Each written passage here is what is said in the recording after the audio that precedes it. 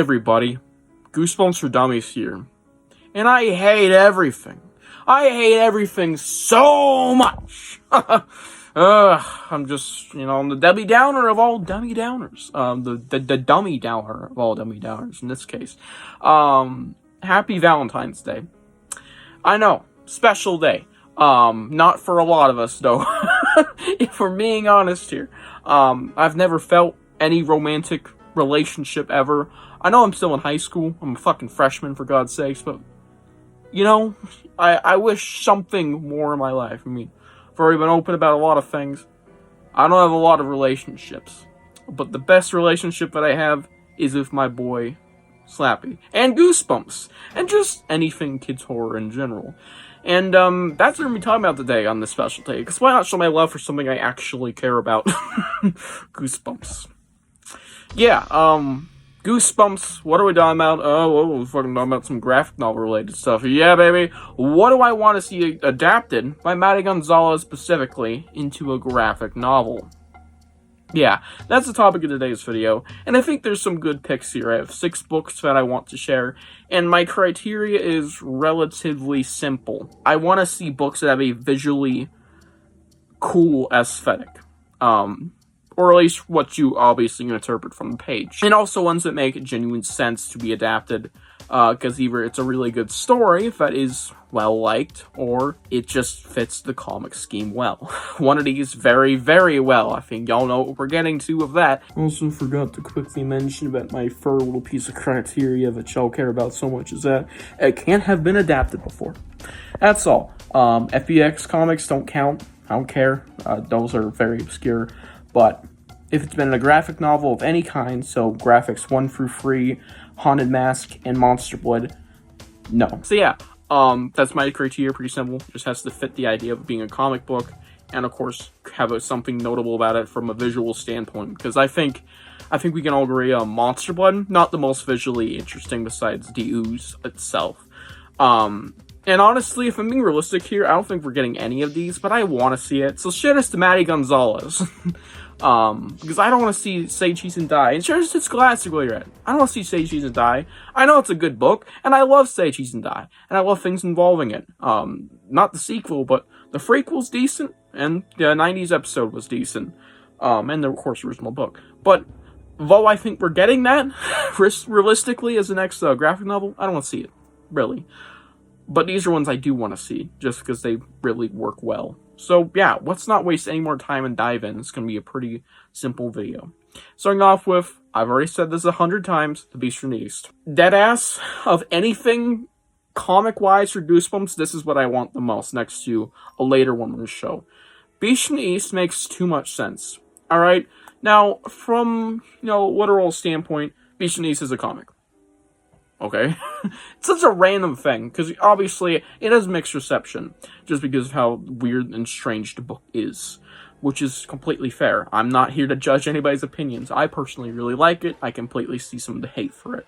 However, Beast from the East, you gotta admit, visually, this will look incredible. What you're getting on the cover is pretty much what you're seeing. Strange plant life and just insane formations, beautiful creatures known as, well, we never know, but of course you can imply that maybe they call them the Beasts. Because if you've read the book, you know we never get a name drop, but they do call the main character, or one of the kids, the Beast from the East, because that's how the game of tag works. Which would be a really fun story to see on a comic. So yeah, I think it's a good story, and I think it definitely will look very appealing to the eyes. In a comic format, because I really want this adapted someday in some way, whether it be for a season of Goosebumps or an episode in a new reboot that's an anthology, or comic. I'd really love to see that. Moving on, Attack the Mutants. It's never been adapted before into a comic, which is just like, what the fuck? I mean, at least in the graphic series, there might be an FBX out there. But we're not counting those, like I said. This isn't in the graphic series somehow, and it's just like, how? Really? Somehow? I don't get it. This one makes too much sense. And it's so well. Trust me, it's a popular book. Very popular still. Whether you like it or not. Next up. Very, possible take, I'd say. Stay Out of the Basement. I think this one is very likely, and though I don't want it all too bad, you gotta admit it'd be pretty fucking cool. Visual standpoint, the plants, once again, kind of like Bichonese. It'd be a very vivid setting, this basement. I think Matty Gonzalez can work wonders with this idea. Let alone, maybe make a creepy father character. You can do a lot of things with the imagery in the later portion of the book, involving creepy fucking plants. And of course, just throughout the book, when they go down in the basement, see the strange plant life moving around. But yeah. This would look really, really, really cool and just makes sense. It's popular, why not adapt it, get some more merch, and another story for it out there. A comic. People would eat that shit up, I'm telling you. Next up. Another rare book. Bichonese was semi-rare, but this is very rare. This is actually quite expensive. But there's a fan base for it. It's on Reddit, and yeah, I know, the Gooner site. And just generally in this community.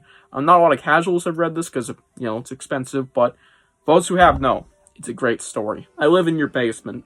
Now, visually, whilst this would be great visually because there's some horrifying imagery in this book involving your boy Keith and doing nasty things. Inside become outside, if you know what I'm saying. This book, it might be too far, alright? I could see this being a young adult graphic novel, but this is kids' horror. And I only throw this on here because maybe Matty Gonzalez can tone it down. Keith was in an IDW comic. There's that. So just throwing it out there. This story has actually gotten recognition. Keith from this book was in a modern Goosebumps story, an IDW comic. And, you know, it would be great to see him once again in his own fucking story that he's originally from. And why not be the best... One of the best Goosebumps stories. Yeah, I'd love to see this get a comic, just because of how crazy it'd be, and just to see what Matty Gonzalez can do to, you know, make it more toned down from the gore in that book. There's nasty things in there. One thing in particular. Next up, this one doesn't need any toning down, even if it is one of the darkest Goosebumps stories ever to date. And yeah, these past two have been personal all-time favorites of mine. Haunted School.